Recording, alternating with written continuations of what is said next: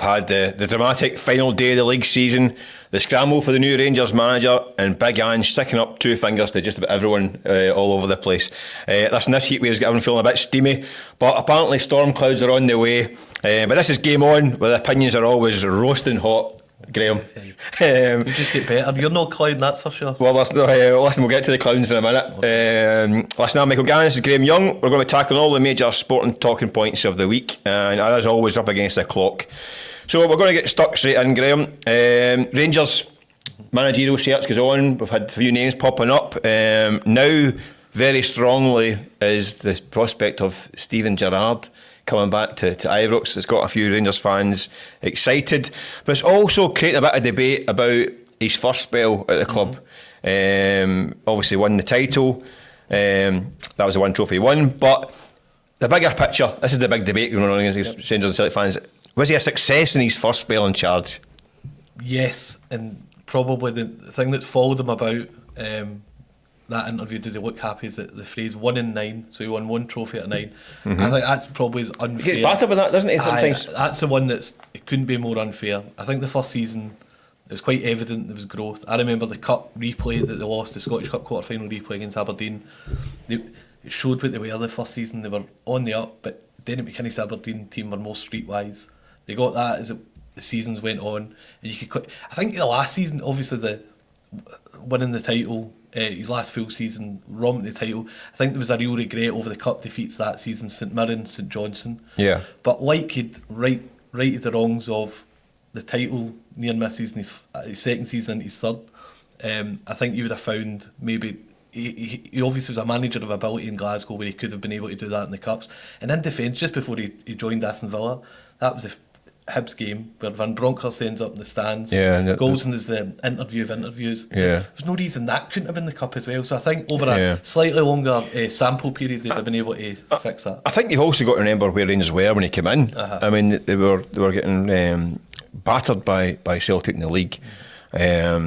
Well, miles behind really. It's a real rebuilding job, and it did take a bit of time. And listen, I think the end of his second season, obviously when the league kind of shut down, I think they were struggling a wee bit at that point. I think they lost at home to Hamilton, was it, as well, and there was a few grumbles at that point.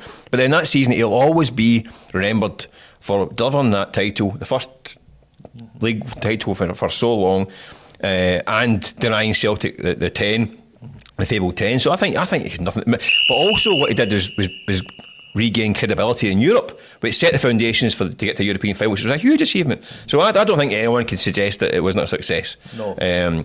I know the cup competitions were probably disappointing for him. But there's a defined style of play as well, and this probably brings Michael Beale into the argument, but there was, and I think that's what Rangers have been itching for more than anything.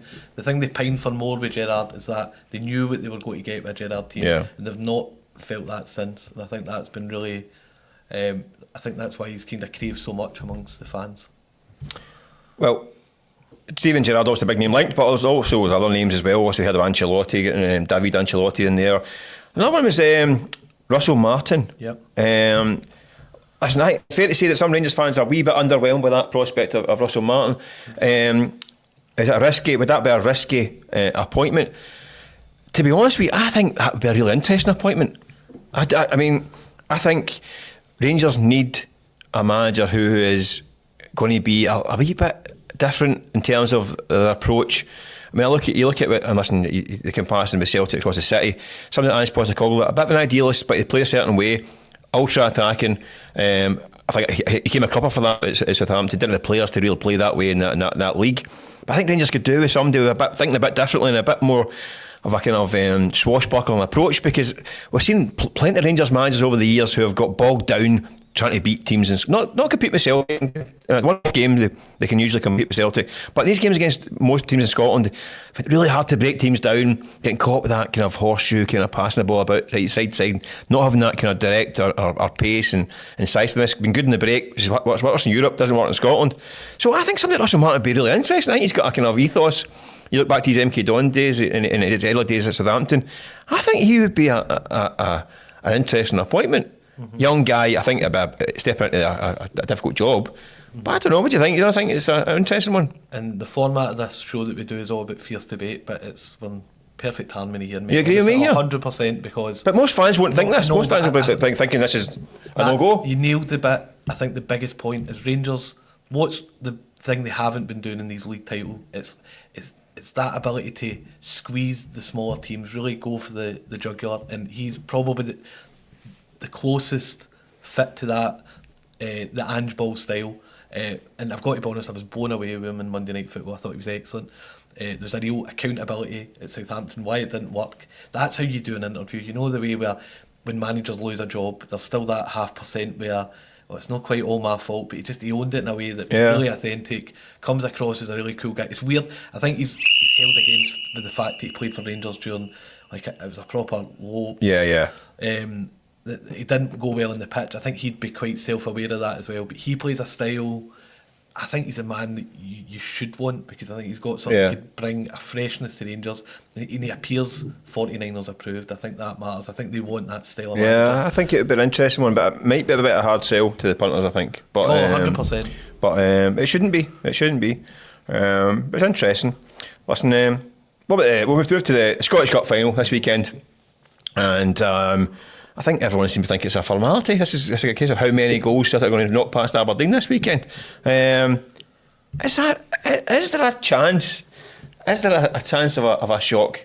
What do you think? What's the year of the underdog? They were saying it was the year of the bird, and then it was the year of the underdog. What, year of the sheep? No, I don't know. I love to the slot. Put wings on. But aye, that's the issue. No, this is strange, because. But any year you could make. Even recently I was making an argument for St Johnstone to give Celtic a game weeks after beating them in a semi-final. That didn't come to pass, and after thinking, this was never on. But there is nothing to hang your hat on in this Aberdeen team. I've been critical this season of a team. Jimmy Tilleen seems like a really top guy. He kind of wanted me to do well, because you can see he's got a vision. But I've not come across many teams as passive as this, and passive doesn't compute with a Brendan Rodgers side. They will be on it. They'll meet their metrics and what they need to do in games, and moving the ball and getting shots on target. Aberdeen so far this season, bar the comeback, the Tweech game in September, they've just been unable to compete, and I don't see how you can call it any game or cup final and its form goes out the window. There's nothing to show in this Aberdeen team and the flaws that they have. They aired them the other week against a fringe Celtic team, that they're able to compete, and I think that the recent results as well, they'd finish in fifth as well. The worry for Aberdeen is, I think they're so vulnerable and they don't react well to setbacks. No. I mean, at the start of the season, I think it did. I mean, a lot of the games in that winning run, they scored late goals, or they came back from being behind. There's a real resilience. They've done it at Celtic Park. They're 2 goals down, come back and drew 2 each, and nearly got a win there. But since that period, during that collapse, they've got really vulnerable. And if they get a setback, and you think there's going to be a setback against Celtic. Celtic, I mean, they will. I mean, famous last words, but you expect them to score at some point. So they're going to have to react to a certain situation. But you just think, even if Aberdeen went 2 goals up, you would think that vulnerability would still be there. But listen, there could be an early staff tackle, a red card. You just don't know. But it's really hard to make a case, isn't it? That is it. And they're just not showing enough on the pitch. I know it seems that's where football's played, but they are just a flawed team. The way they sometimes are sitting in, but they're not really attacking, but then they get caught out. There's just everything would worry you. Yeah. Maybe it's their golden day and it all might come for you. They've got 20,000 fans who bought tickets in hours for this final. They owe these guys a performance, which means being competitive and staying in the game. And if they can do that, you never know. Like you say, you never know. Listen, last year in the Cup semi-final, we went to 3 penalties because they won that game in the semi-final. If they don't do it, but Mick, it'll be another treble for Celtic. The team that's made this a habit in recent years, wasn't a thing that happened much in the club's history, but Brendan Rodgers led, and it's followed on with other managers since. Where would this treble rank for Celtic? I think it'd be up there. I mean, I think because Celtic had this league wrapped up at Christmas time, pretty much, I think it led to a wee dip in form at times and a few bumpy performances that maybe took a bit of the edge off it. I think when you look at the start of January, I think until they went to Ibrox and lost, I thought they're going to get 100 points. They're going to set a record. I mean, all these kind of things. I thought at one point they're going through the season unbeaten. But people forget how good they were during that first part of the season, and some of the football was outstanding. And then again, when they kicked into gear later on again, I think some of it was been terrific. Scottish Cup campaign. The amount of goals they scored in this campaign. I mean, they put 5 past St Johnstone, 2 past Hibs, 5 past Wraith Rovers. They've scored a lot of goals in this competition as well. I think this would be up there with it. I mean, I think you've got to say Rodgers' first treble was a obviously invincible treble. You're not going to beat that. But this year they scored 115 goals or something like that this season in the league. Incredible amount of goals. Averaging over 3 a game. Some of the football's been terrific. I think this would be a pretty impressive treble. But they're all impressive. I mean, this has been number 9 of their history in 140 years or something like that. So it's not that common. It's just that it's common now. Yeah. You look back to the kind of, I mean, I don't think you're going to beat the Jock Stein clean sweep in '67. I think that's the one. It's pretty good, isn't it? Martin O'Neill's first treble as well was a special one for supporters as well. But maybe they are getting a bit more used to it. But I think this would be up there. Is that what makes it more remarkable? You raised a point there I think is really important about the brilliant run Celtic were on and then the dip. But surely, to goodness, now saying it out loud, there's got to be dips. There's got to be almost self. Yeah. I'm not saying Celtic never try to turn it off, but it's so apparent that you need to come in waves, and it'll probably happen. He's timed this for the summer and Champions League qualifiers. There's probably been it's all part of a bigger I think you chuck plan, in the fact the European adventure this year was a bit more impressive as well. I think this has been an extremely good campaign for Celtic, and I don't think it should be brushed aside as just been the norm, because it isn't the norm. But if they can get this treble, it'd be a sensational achievement, I think, and they deserve the credit for it if they do it. Listen, with the last Celtic manager to get a treble a couple of years ago had an exciting week. Was mentioned at the start of the show. Ange Postecoglou, giving it the big get it right up years, winning the UEFA Cup. He did say, "I always win trophies in my second season," and yet there's still people thinking that this might be the case of thanks for that, Ange, but see you later on. Should they stick with him? Yes. Of course they should stick with them. They just won the first trophy in 17 years. But the point I just made about managing seasons, again, I think Ange got pretty cute as well in terms of when the game was up and it was 12-13 league defeats. I think it became quite clear that he was willing to take as many league defeats as possible, as long as it ensured that they were in prime position to strike. And you've got to be honest, this is the funny thing about Ange Ball, right? And it'll never change. It's always Ange Ball. He's changed beyond belief, but he's done it before, and that's a great trick. I think he's playing a trick on everyone. I think Ange has done that before, yeah. Ibrox, it reminds me of the way Celtic camped in the second half. Ibrox in his first season, Van Bronckhorst earlier on talked about this horseshoe way of playing. He completely outfoxed them, and Celtic were very good in a deep block or a low block that day, and Tottenham have been brilliant in it. They were great away in Frankfurt. They dug in both legs against Bodo once they were ahead in the way, and then the final, Man United. They left Man United, it's goal. If all Man United's sins over the last few years, none's greater than you knew they wouldn't be any good until they had Maguire up front. Yeah. And Ange has shown flexible. He is flexible. Would you roll against him now then, that he's been able to do this and get it up? All the people have doubted him. What's to say he couldn't go and rattle off 10 league wins to start the season? He's a man who can obviously adapt now, I feel. Yeah. Yeah, but listen, he's got a £400 million a year wage bill. It's a Cinderella story, right enough. Beating Bodo Glimt to get to the final and beating the worst Man United team in history, and quite possibly the worst final that's ever been seen. Like you say, the Ange Ball thing, he had about 22% possession. Someone said it's the lowest amount of passes completed in any final for about 25 years. The fullbacks, did I go in the midfield? No, you just like it was all. It was backs to the wall, but 2 banks of 4. It was very kind of much. It was, but like you say, I mean, he's earned the right surely to stay in the job, and he should enjoy his moment in the sun after being ridiculed all season, which I think is a bit offside as well. So fair play to him, but so he can enjoy his scotch, as you said after the final. Listen, speaking of guys that are taking a bit of a hard time of late, one of our greatest ever sportsmen, arguably, Josh Taylor is back in the ring this weekend, looking to kind of reinvent himself at welterweight. Listen, the only Brit to get the 4 belts in modern history at the light welterweight. But how do we see it? Can he climb the mountain again, Josh, at 34? Oh, Well, you and I think, well placed. We were lucky enough to watch some of his greatest performances Yeah. in person, and just a brilliant. You've nailed it. Just a brilliant fighter. But there is worries there, isn't there? Shane McGuigan, his old trainer, famously, this quote sticks in my head. When he was asked about the possibility a couple of years ago into welterweight, moving up a weight class, and he was dead against it. Felt all of Josh's best strengths were heightened at £140. But listening to Josh yesterday, I thought he spoke really well, explained the difference now as he gets older, of being able to carry a wee bit extra weight, not push himself to the absolute max to weight cut. I don't think any of us would. Well, we try our wee diets once a year, but it's not the same as what this guy's going through. And he has been a flag bearer for Scottish sport. He's been unbelievable. The Jack Catterall, just I think a bad style matchup. Teofimo Lopez, watched that fight the other night just to get a kind of gate. I don't think it was as bad as remembered. No. I would love him to be able to go again. I do worry that if he doesn't win, there is nowhere to go. And he's picked a pretty lively opponent. I think he beats this guy. I think in the sense that there's a level. It's like there was an easier way back than this. I think.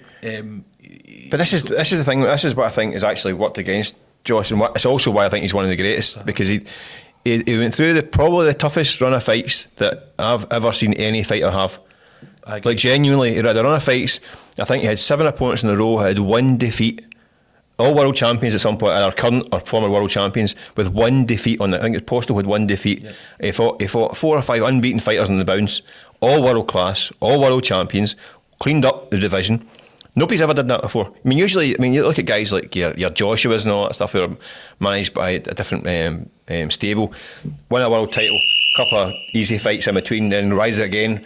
Every fight he had was against a world level elite opponent, and he won most of them. Eventually caught up with him, I think, at some point, and he said, "Have we stepped back?" But I like the fact he's now calling himself the hunter rather than the hunted. Yeah. I think that suits him. When he was going for those titles, he was the most ferocious, fiercest fighter in the world game. One of the pound for pound best on the planet, and scaled those heights. And I'd love to see him do it again. I think he'll win a world title at welter. I mean, I don't think he'll clean up the way he did before, but I think he will win a world title at this weight. Because he's got all the talent in the world. You've nailed it. It's not the place for too many niceties to you, but that was very well said, and it is true. An elite level fighter, and I think people need to appreciate what he was. And if we get a bonus run here, we should enjoy it as well. Exactly. So yeah, good luck to him anyway. Here.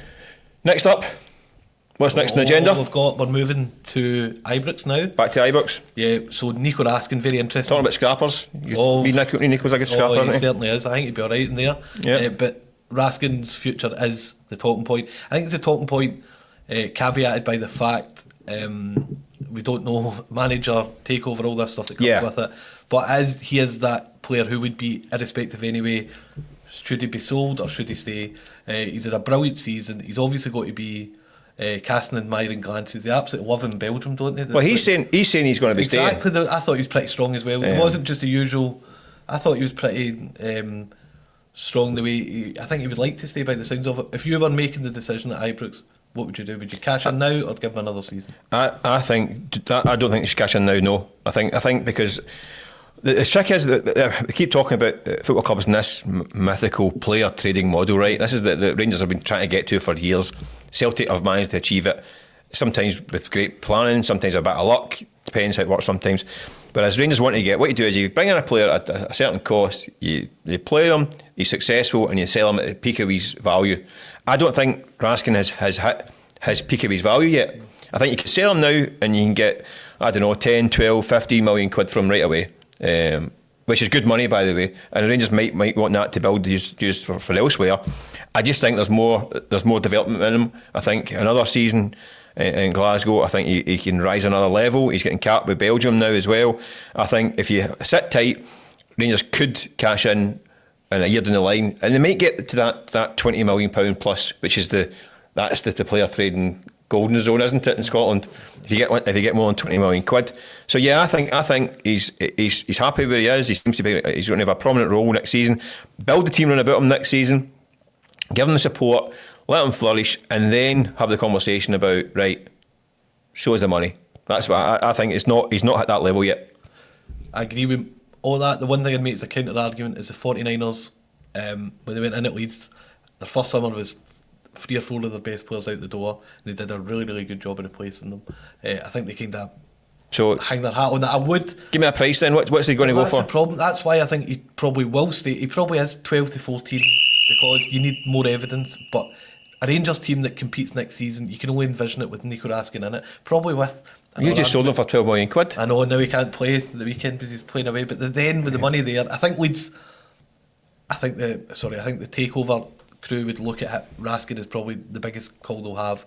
Could we cash in on him and do something interesting? Probably. But is there a Rangers team that's competitive next season without him? No, I don't think there is. Fair enough. It has to be in the team. Fair enough. Listen, still talking about Rangers, but we're moving to the women's game. The league campaign got to an end last week in dramatic fashion as well, with Hibs pipping Rangers to the title. Not many folk would have seen that coming into the final day, with Rangers being in a strong position. But talking about strong positions, is the Rangers manager now on a bit of a sticky wicket? They've got the Scottish Cup final to look forward to, Glasgow City. But was that Joe Potter's job was to win the league, wasn't it? Yeah, that's it. So Joe Potter stands 90 minutes away from making it 4 consecutive domestic cups, which is some achievement.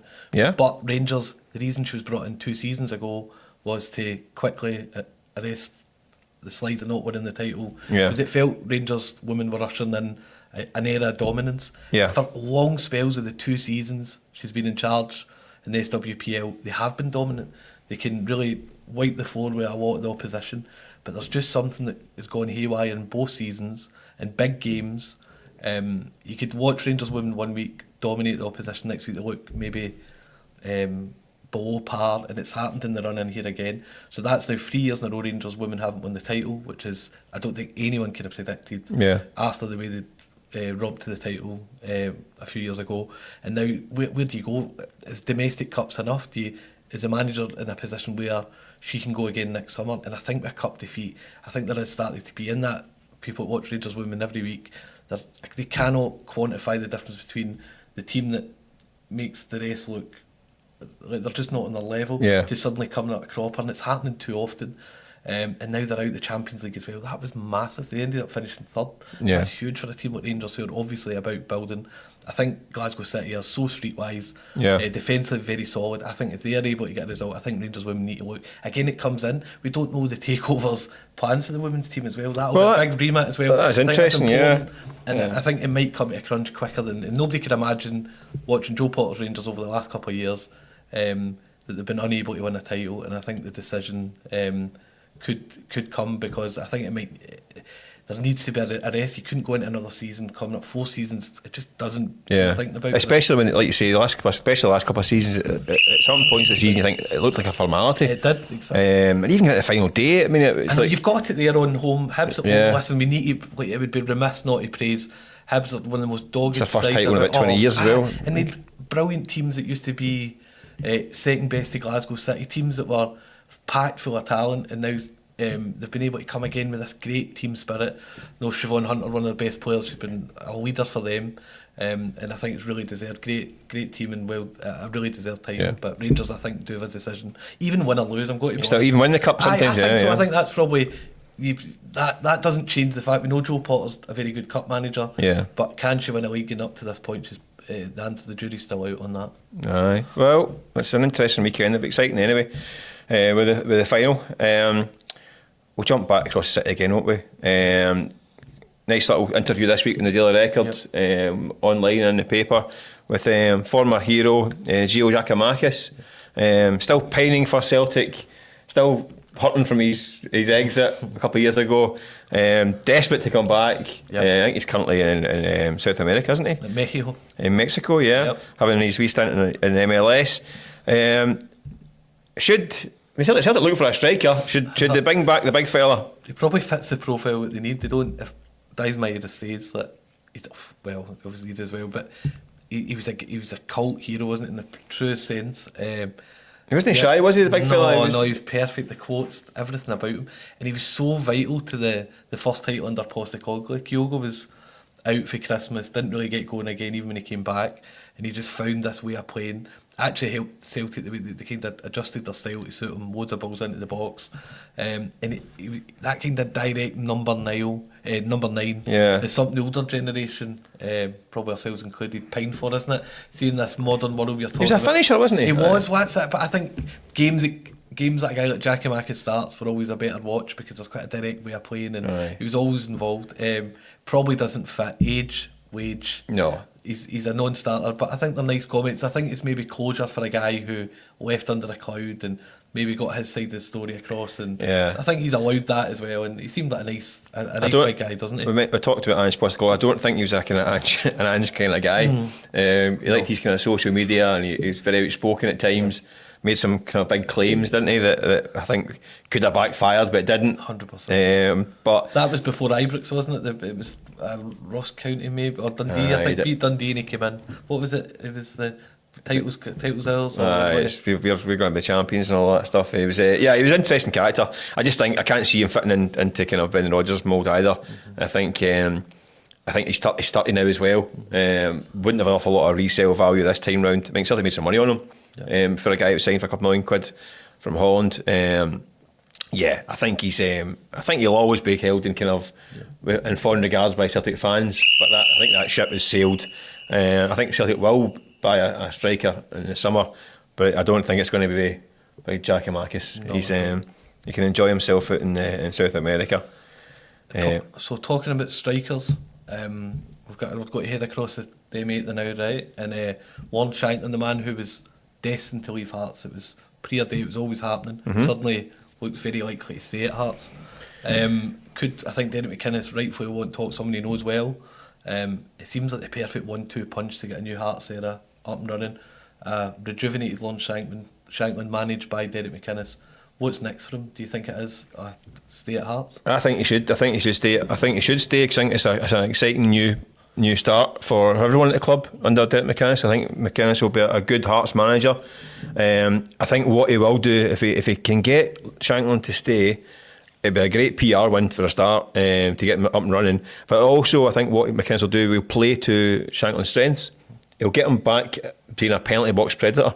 I mean, I think at Hearts, because he's a good football player, Shanklin, he's been used in a variety of positions. For a guy who's seen as a poacher, I mean, he's often plays very number. Like Scotland's Harry Kane, innit? He plays. He can play number 10. He drifts around. I mean, I think you might see. And McInnes, he loves playing with wingers. If you're Lon Shanklin just now, you're thinking, right, okay, listen, we know he's at a certain age. There's contractual issues. There's money involved. If he gets offered somewhere, he's got to think about it. I get all that. But from a football point of view, he should be thinking, I'll score a ballad for this guy because he'll play wingers. He'll be attack. I mean, listen, one of the biggest managerial myths about Derek McInnes being a kind of cautious manager and all that stuff, but he's not. He likes to play with two wingers, often with two guys up front. He's done it at Aberdeen.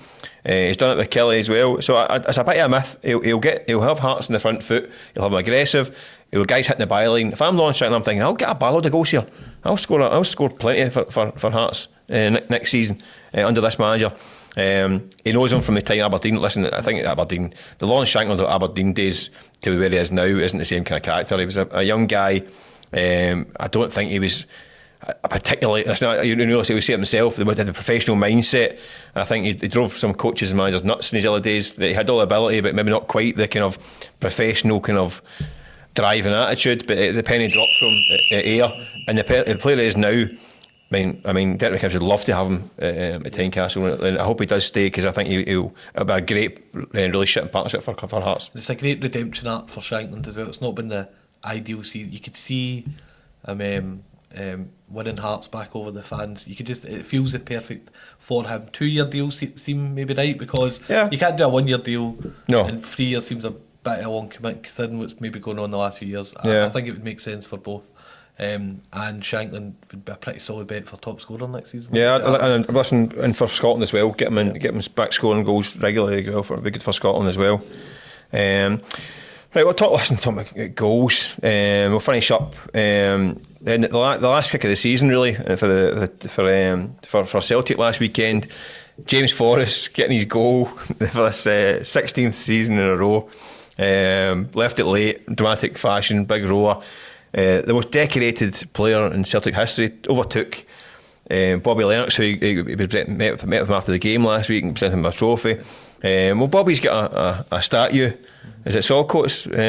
Is it time for the James Forrest statue down in Prestwick? Yeah, well, 100%. Maybe even Celtic Park one day. They didn't invent penicillin. No, I I know exactly. Well, Kevin right there. But the thing with James, you'll know him probably better. You probably spoke to him about. Be mortified. Exactly. It would need to sit somewhere quietly, unassuming. You would need to try to. You wouldn't want it in the middle anywhere, right? But honestly, one of right at the airport. Exactly. Yeah. One of the best guys, Scottish football. Great player, and that goal was almost an Aguero-esque roar that came with it. Because I think it means a lot to people that have watched him. And this idea, I think, in this world where we need to list everything and who is best, his career stands the test of time because it's been so unassuming for long spells, right?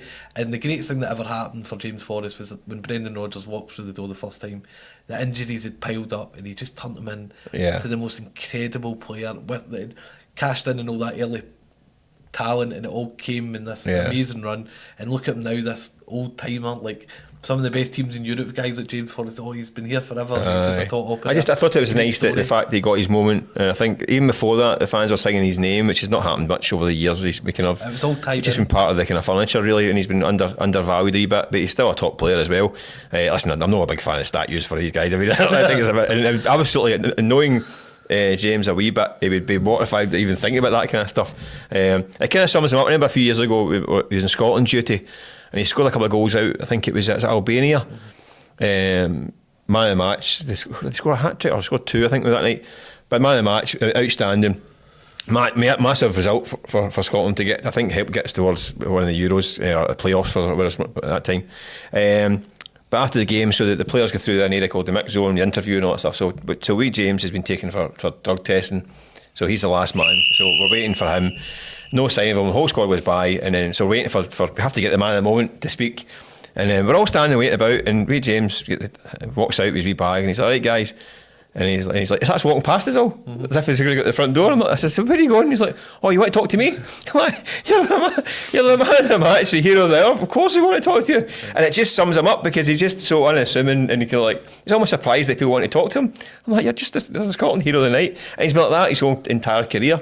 It's almost like he's kind of oblivious to his own kind of stature. So maybe you're right. Maybe a statue would remind him just of what he's achieved. But I'm not sure he'd be too keen on it himself. But he's got. Listen, either way, he's secured his place in history, and he's. When did he call it quit? Is this? Do you maybe now or one more? Listen, I think he's arguably playing his. I mean, he's come back from injury this season, but he's still. He's arguably, I mean, changed the game last week for Celtic. He's a really effective player. They called him a one club man, which obviously is. Yeah. I genuinely couldn't see him play. I don't think his career ends with a wee final pit stop somewhere. I don't see him. I think he could play down the leagues if he wanted to for another few years yet. But I think he might do another year and then see where he goes. Okay. But he said that he's been a tremendous servant, and it's good to see him getting his moment in the sun. But speaking of the sun, apparently it's heading its way out. The clouds are coming in. The heat wave is coming to an end, Graeme. A bit like this show. So we better try and nick out here and enjoy the last few hours before Scotland returns. Haven't we been there? It's been the Costa del Cope Bridge for months, but apparently it's all over. But listen, thanks for listening and watching this episode of Game On. You can find us all in the usual places: YouTube, Spotify, Apple Podcasts. Obviously, like we hear, you can leave a wee comment. We'll always get back to you. But listen, we'll be back next week to do it all again. Thanks for watching. Thank you.